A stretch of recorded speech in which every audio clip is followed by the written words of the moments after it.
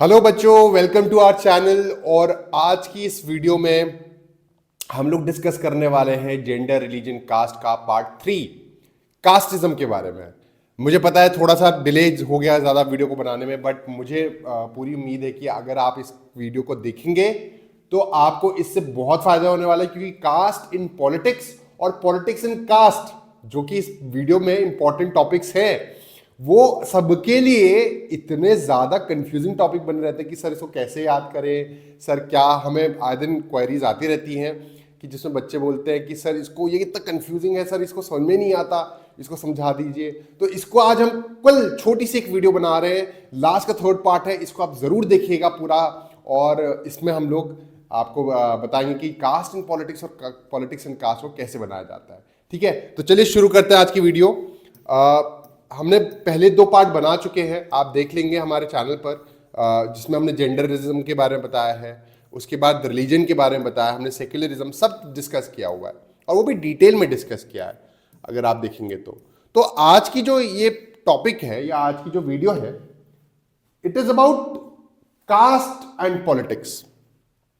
कि कास्टिज्म की वजह से पॉलिटिक्स में, यानी इलेक्शन के दौरान पॉलिटिकल पार्टीज, है ना, और जैसे हमारे पूरा जो पॉलिटिकल इन्वायरमेंट है, जो पॉलिटिकल यानी आप पॉलिटिक्स का मतलब मेनली हमारा जो, आप ये समझ लीजिए, लोगों का विश्वास गैदर करने वाला जो इन्वायरमेंट है, वो सबसे ज्यादातर किससे रिलेटेड है? कास्टिज्म से। जब हम कास्ट इन पॉलिटिक्स की बात करते हैं तो देखिए, सबसे पहले कास्टिज्म क्या होता है। कास्टिज्म को आपका ऑलरेडी मतलब पता है कि कास्ट इनइक्वालिटी, जेंडर इनइक्वालिटी वगैरह तो हमारी क्या होती है, जेंडर और रिलीजन इक्वालिटी यूनिवर्सल होती है। दुनिया में कहीं भी चले जाइए, वहां पर आपको जेंडर डिवीजन मिलेगा ही मिलेगा। दुनिया में कहीं भी चले जाइए, आपको वहां रिलीजियस डिवीजन मिलेंगे, है ना। किसी भी कंट्री में आप चले जाइए, ये सिर्फ इंडिया का ही नहीं पार्ट है। बट कास्टिज्म एक ऐसी चीज है बच्चों, which is unique to India, है ना। कास्टिज्म दुनिया में और कहीं नहीं भी देखने को मिलेगा, देखने को मिलेगा भी तो बहुत लिमिटेड देशों में, लेकिन इंडिया में तो भैया कास्टिज्म बहुत ज्यादा है। ये कोई अच्छी बात नहीं है ना, कोई अच्छी बात नहीं है कास्टिज्म।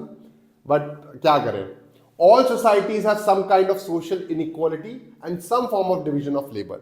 हर सोसाइटी में, हर कम्युनिटी में किसी प्रकार की सोशल इनइक्वालिटी होती है, किसी प्रकार का लेबर का डिवीजन होता है। थोड़ा सा हम फास्ट फॉरवर्ड पढ़ते हैं।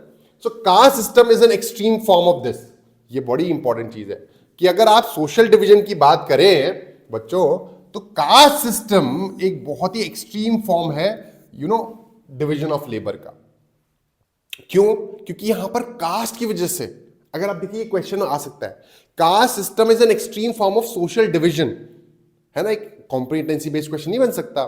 तो cast system is an extreme form of social division. तो आप ये देखिए, इसमें आप क्या लिख सकते हैं आसान भाषाओं में, कि इंडिया में कास्ट की वजह से लोगों का ऑक्यूपेशन डिसाइड होता है? नहीं होता। अगर कोई वर्णा सिस्टम की अगर हम बात करें, ब्राह्मण जाति में पैदा है तो उसका मेन काम होगा पढ़ने का, पढ़ाने का, है ना, पूजा पाठ करने का। क्षत्रिय जाति में पैदा हुआ है तो he will be a warrior, है ना, ये हमने छोटी क्लास में पढ़ा है।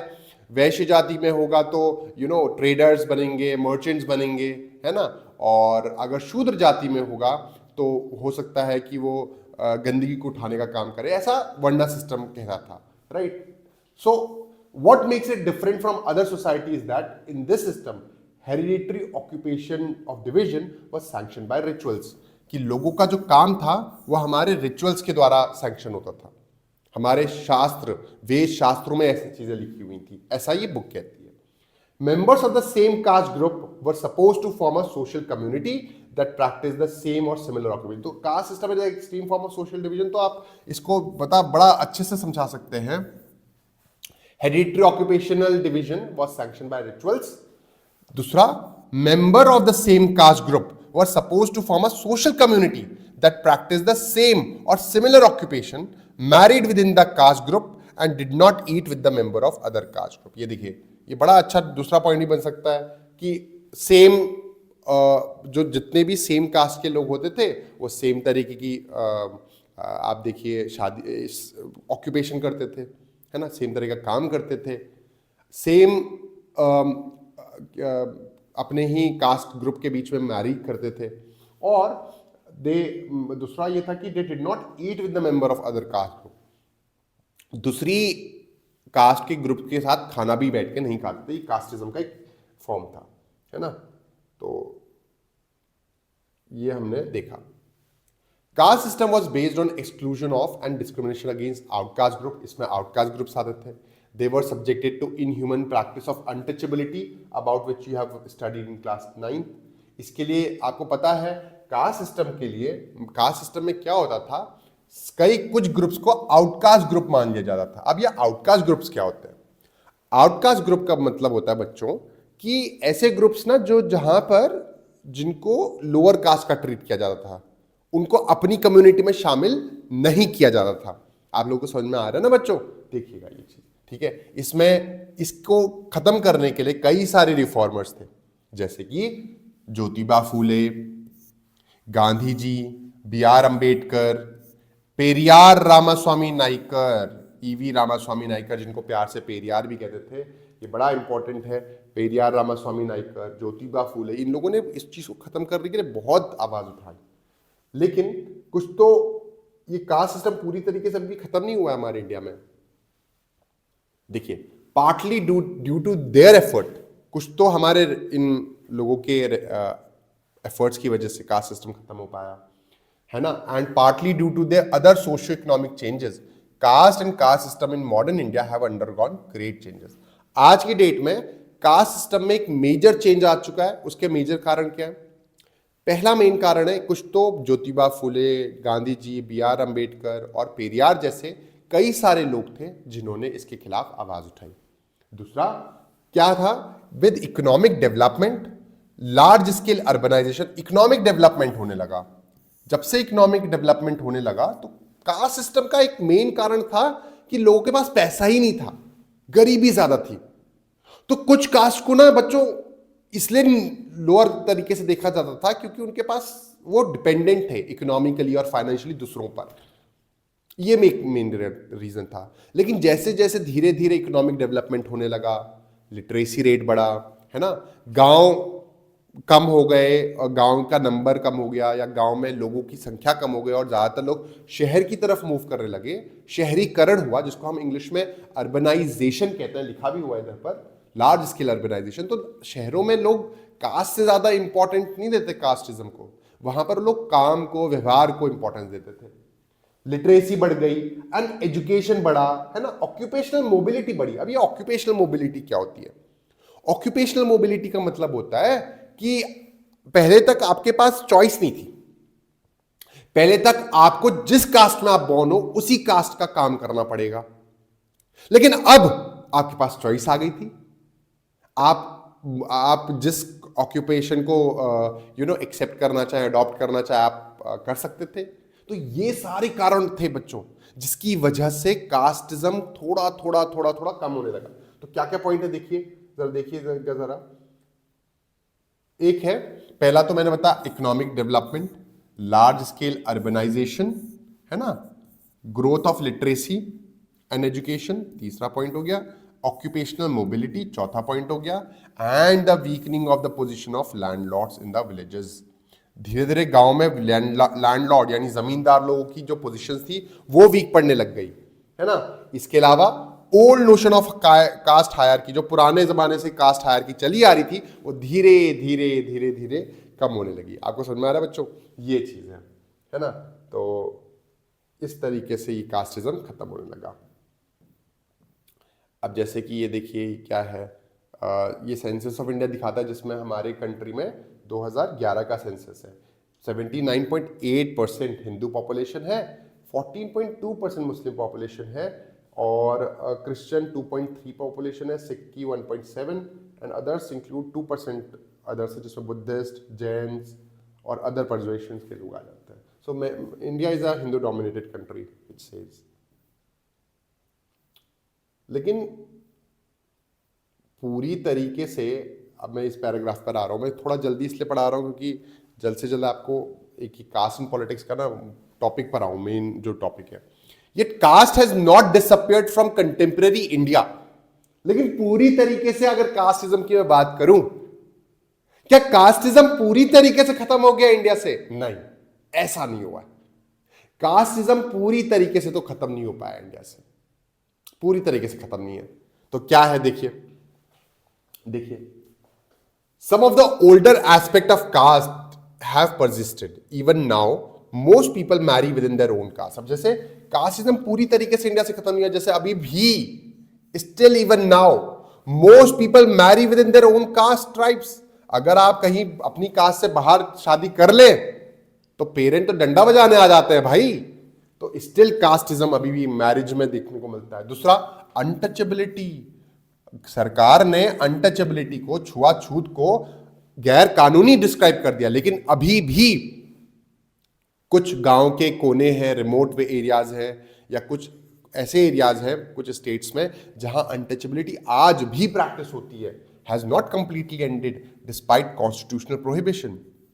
इसके अलावा आज भी हम एक और चीज देखने को मिलती है बच्चों, पता है क्या कास्टिज्म से रिलेटेड, कि आज भी कई कास्ट ग्रुप्स का educational level, economic level, social level poor है। कारण वो 100, 200, 300 साल पुरानी, या जो इतने सालों से 500, 600 सालों से जो कास्टिज्म चला आ रहा है, उसकी वजह से आज भी कुछ कास्ट ग्रो ही नहीं कर पाई हैं। कुछ सोशल जो लोअर कास्ट है वो आज भी उस चीज का अंजाम भुगत रही हैं। तो effects of advantages and disadvantages continue to be felt today. The caste groups that had access to education, ऐसे कास्ट ग्रुप जिनके पास पहले एक्सेस थी ना एजुकेशन की, वो तो अच्छा कर रहे हैं, लेकिन the caste group which do not have access to education in those time, पुराने टाइम में जिनके पास एक्सेसिबिलिटी नहीं थी, वो लोग अच्छा नहीं कर पा रहे हैं। तो ये एक बड़ी समस्या है बच्चों आज की डेट में, अभी भी उन लोगों के बड़े प्रॉब्लम है। ठीक है, अब चलिए, अब हम आ जाते हैं अपने मेन टॉपिक पर, which I was willing to discuss, and that is caste in politics. अब ये क्या चीज है भाई?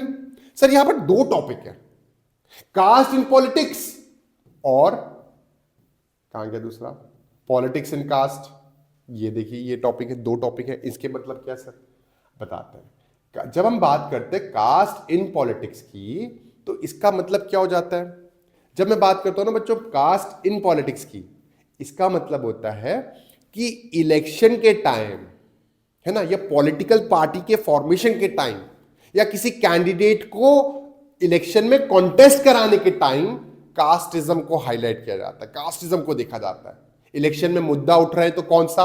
कास्टिज्म। पॉलिटिकल सिनेरियो में मुद्दा उठ रहा है तो कौन सा? कास्टिज्म। ये तो इसको बोलते हैं कास्ट इन पॉलिटिक्स। लेकिन पॉलिटिक्स इन कास्ट क्या होता है? क्या होता है पॉलिटिक्स इन कास्ट? बताते हैं। जब मैं बात करता हूं पॉलिटिक्स इन कास्ट, तो देखिए पॉलिटिक्स में एक बहुत बड़ी चीज होती है, वो होती है कि आप अपना इन्फ्लुएंस बढ़ाएं। आप अपना इन्फ्लुएंस बढ़ाएं। अब अपना इन्फ्लुएंस कैसे बढ़ाएंगे? जैसे कोई भी होगा इन्फ्लुएंसर, इन्फ्लुएंस कैसे बढ़ा सकता है? जब ज्यादा लोग उसको फॉलो करें। कोई पॉलिटिकल लीडर अपना इन्फ्लुएंस, अपने वोटिंग को कैसे वो कर सकता है, बढ़ा सकता है? जब ज्यादा लोग उसको क्या करें, प्रेफर करें, वोट करें, उसको अच्छा माने, लाइक करें, है ना। तो आप ये समझिए, पॉलिटिक्स इन कास्ट जब मैं बोलता हूं, इसका मतलब यह कि आजकल कास्ट के अंदर अंदर ऐसा इन्फ्लुएंसिंग बढ़ गई है। आजकल छोटी छोटी कास्ट जिन जो माइनॉरिटीज में है, वो अपनी संख्या को बढ़ाना चाहती हैं। इसको और डिटेल में डिस्कस करूंगा जब मैं पॉलिटिक्स एंड कास्ट वाला टॉपिक डिस्कस करूंगा। पहले कास्ट एंड पॉलिटिक्स डिस्कस करते हैं। तो देखो, कास्ट इन पॉलिटिक्स में क्या है कि when caste takes various forms in politics, जब कास्ट पॉलिटिक्स में आती है, जब कास्टिज्म के मुद्दे पॉलिटिक्स में आने लगते हैं, तब बहुत सारे तरीके से मतलब वो चीजें फॉर्म्स आती हैं। जैसे क्या क्या? जैसे पहला, when parties choose candidate in election, they keep in mind the caste composition of the electorate and nominate candidate from different caste so as to muster necessary support to win elections. जब भी candidate, कोई भी candidate को चुना जाता है, तो उसकी कास्ट, उस एरिया की या उस कॉन्स्टिट्यूएंसी की ना कास्ट कॉम्पोजिशन को ध्यान में रखा जाता है। ये अच्छे से याद सुनिएगा। Whenever party choose candidates in election, they keep in mind the caste composition of the electorate. Electorate मतलब उस एरिया की कास्ट कॉम्पोजिशन को जरा ध्यान दिया जाता है। कि अगर किसी पर्टिकुलर कास्ट की मेजॉरिटी है तो उसी कास्ट के कैंडिडेट को इलेक्शन में खड़ा किया जाएगा, ऐसा होता है। ठीक है, when government are form, political parties usually take care that representative of different caste and tribes find a place in it. तो जब भी गवर्नमेंट फॉर्म होती है, जब एक बार इलेक्शन हो गए, आप इलेक्शन जीत गए, उसके बाद पॉलिटिकल पार्टीज ये इंश्योर करती है जिसकी भी गवर्नमेंट बन रही है, जैसे मान लो आज सेंटर में हमारी बीजेपी की गवर्नमेंट है ना, तो वो चाहती है कि जब भी गवर्नमेंट बने उसमें जो नेता बने, यानी पीएम, मिनिस्टर ऑफ डिफेंस, या मैं बताऊं जैसे प्रेसिडेंट, उसमें अलग अलग कास्ट के लोग, अलग अलग ट्राइब्स के लोगों को जरूर से जरूर क्या मिले, रिप्रेजेंटेशन मिले। जैसे हमारी जो प्रेसिडेंट है द्रौपदी मुर्मू है ना, वो ट्राइबल एरिया से आती है, संथाल कम्युनिटी से आती है ना, तो वो कम्युनिटी का एक रिप्रेजेंटेशन हो गया है ना, इस तरीके से। ठीक है, ये कास्टिज्म है। ठीक है, अच्छा आगे देखिए second, political parties and candidate in election make appeal to caste sentiment to muster support. जब भी पॉलिटिकल पार्टीज उसमें आती हैं, when political parties and candidate in election make appeal to caste sentiments to muster support. Political parties और candidate क्या करती हैं, जब भी इलेक्शन में वोट मांगने जाती है तो किसके नाम पर वोट मांगती है, अगर कास्ट इन पॉलिटिक्स है तो कास्ट के नाम पर। ये some political parties are known to favour some caste. कई बार तो ऐसा भी हो जाता है, कुछ पॉलिटिकल पार्टी पर्टिकुलर किसी एक कास्ट को ही फेवर करती हैं, ऐसा ऐसा भी होता है। ठीक है, इसके अलावा कास्टिज्म एक और चीज में देखने को मिलता है, बोलिए क्या, यूनिवर्सल अडल्ट फ्रेंचाइज। अब आप बोलेंगे सर यूनिवर्सल अडल्ट फ्रेंचाइज का मतलब क्या सबको वोट देना नहीं होता? एक मिनट, वीडियो आ रही है ना बच्चों? हाँ हाँ ठीक है। यूनिवर्सल अडल्ट फ्रेंचाइज का मतलब क्या हर किसी को वोट देना नहीं होता, हर इर्रिस्पेक्टिव ऑफ कास्ट रिलीजन? होता है, होता है, होता है, बिल्कुल होता है। लेकिन पुराने ज़माने में क्या होता था ना बच्चों, जैसे पॉलिटिकल पुराने ज़माने में क्या मतलब, जब यूनिवर्सल अडल्ट फ्रेंचाइज नहीं था कुछ कंट्रीज़ में, तो वहाँ पर उन लोगों को जो लोअर या माइनॉरिटी कास्ट के लोग होते थे उनको इम्पोर्टेंस नहीं दी जाती थी, उनको इम्पोर्टेंस नहीं दी जाती थी। लेकिन जब से यूनिवर्सल अडल्ट फ्रेंचाइज आया है, अब ये यूनिवर्सल अडल्ट फ्रेंचाइज जिनको नहीं पता मैं बता देता हूँ कि irrespective of your caste, color, religion, है ना, gender, everyone has the right to vote. Every adult 18 साल से जो ऊपर का है उसको राइट टू वोट है। इसको यूनिवर्सल अडल्ट फ्रेंचाइज कहते हैं। ठीक है, अच्छा तो जब से यूनिवर्सल अडल्ट फ्रेंचाइज आया है तब से हर कास्ट के इंसान को, हर कम्युनिटी के इंसान को, चाहे वो माइनॉरिटी में ही क्यों ना हो, चाहे लोअर से लोअर कास्ट क्यों ना हो, आज उसके वोट की वैल्यू है। पहले पॉलिटिकल पार्टीज ऐसा नहीं समझती थी। So universal adult franchise and the principle of one person one vote one value has given compelled political leader to gear up to the task of mobilising. Mobilising का मतलब होता है क्या बोलते हैं, वोट को, मतलब वोट के लिए इन्फ्लुएंस करना, influence for vote, mobilising and securing political support. ठीक है, तो compelled political leader to gear up to the task of mobilizing and securing public support. It also brought new consciousness among people of caste that were hitherto treated as inferior and low. तो इसकी वजह से अब inferior caste जो अपने आप को inferior मानती थी उनके अंदर भी consciousness आ गई है कि हम लोग important हैं, हमारा वोट important है। ये तो ये caste and politics हो गया। तो एक बार देख लेते हैं दोबारा से कोई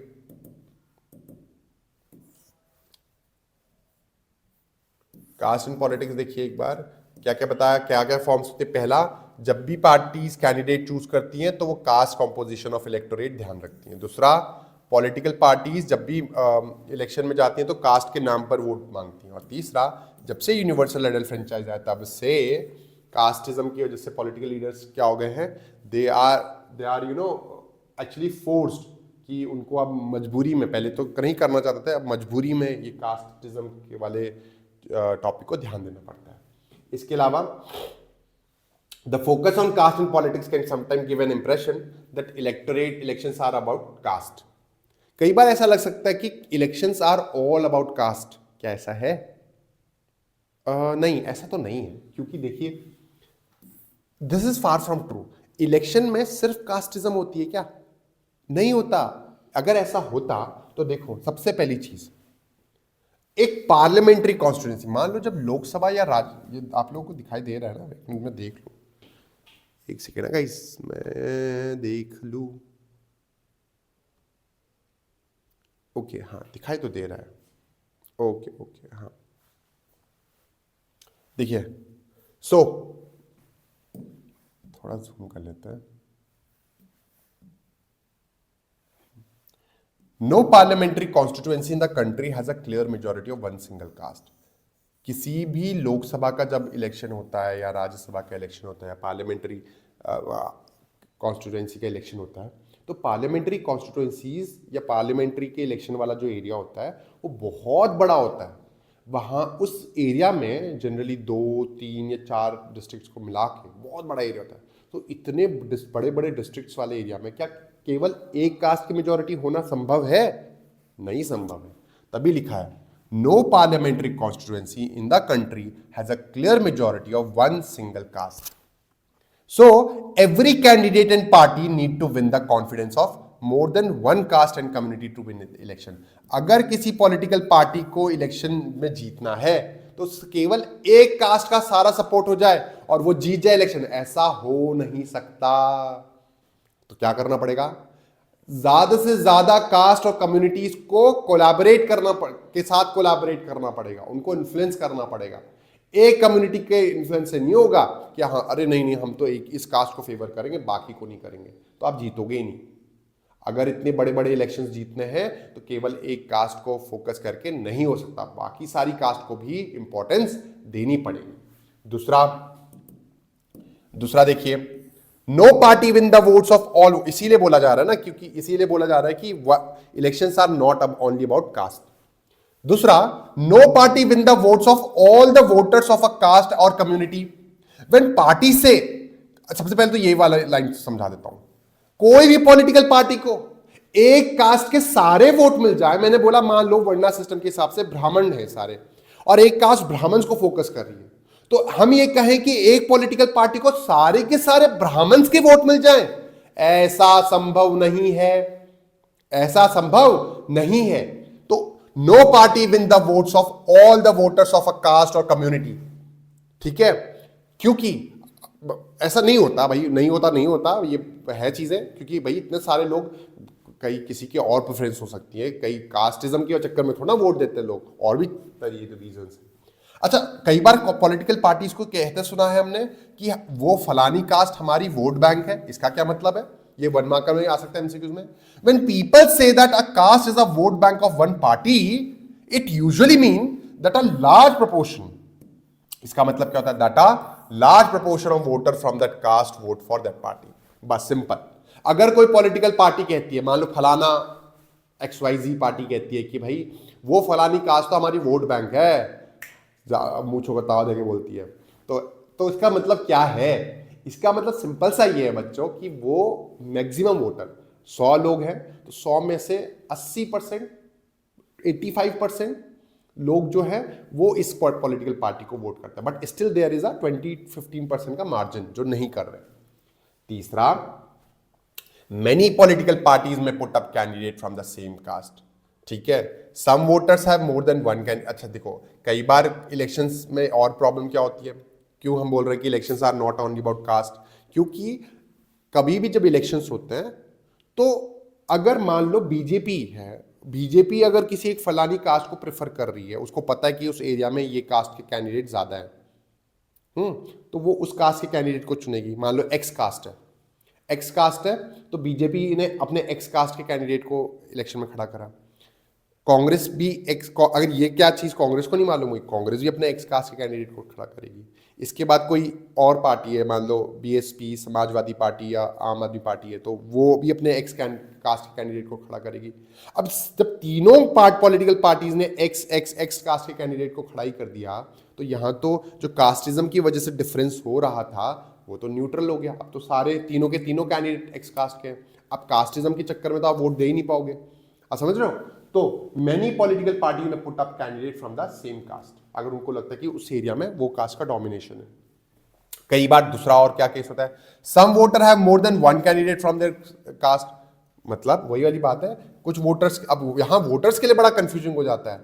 मान लो मैं एक्स कास्ट से हूं, अब बीजेपी भी एक्स कास्ट का, मैं और कास्टिज्म की वजह से वोट कर रहा हूं, तो बीजेपी का भी कैंडिडेट एक्स कास्ट है, कांग्रेस का भी कैंडिडेट एक्स कास्ट है, आम आदमी पार्टी का भी कैंडिडेट एक्स कास्ट है।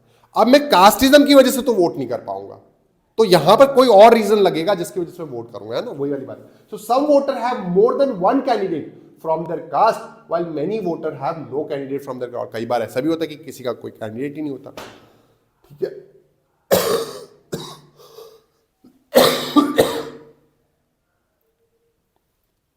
The ruling party and the sitting MP or MLA frequently lose election in our country.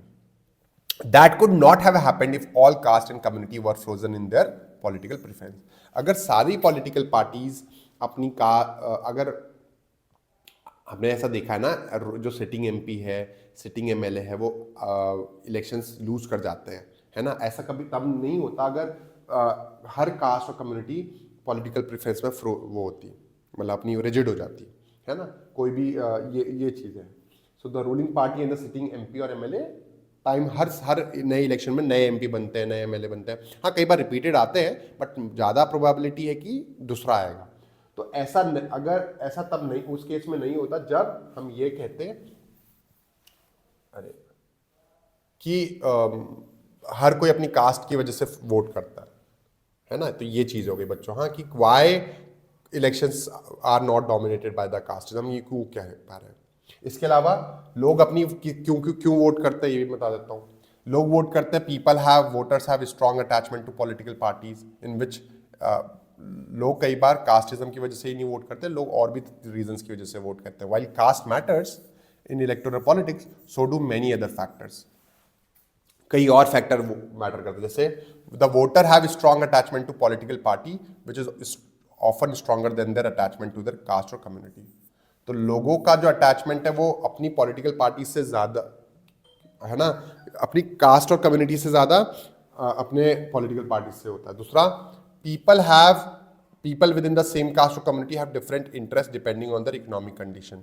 लोगों का अपनी कास्ट और कम्युनिटी की जगह अपनी इकोनॉमिक कंडीशन की वजह से लोग डिफरेंटली वोट करते हैं। Like rich and poor men and women from same caste often vote very differently, है ना। रिच लोग अलग तरीके से वोट करते हैं, पुअर लोग वोट अलग तरीके से करते हैं। तो कास्टिज्म की वजह से हमेशा वोट नहीं होता।